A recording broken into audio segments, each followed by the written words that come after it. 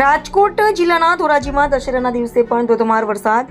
સતત 5 દિવસથી વરસાદ વરસી રહ્યો હોય આજે પણ વરસાદ. સમગ્ર વિસ્તારમાં વરસાદી માહોલ જોવા મળ્યો અને ભારે પવન સાથે વરસાદ પડતાની સાથે વાતાવરણમાં ઠંડક પ્રસરી ગઈ. ધોરાજીના સ્ટેશન રોડ, ગેલેક્સી ચોક, અવેડા ચોક, સરદાર ચોક, જેતપુર રોડ સહિતના વિસ્તારોમાં ભારે વરસાદ. સતત વરસાદને કારણે ખેડૂતો ચિંતામાં મુકાયા. રિપોર્ટર જગમાલ સુવા, ધોરાજી.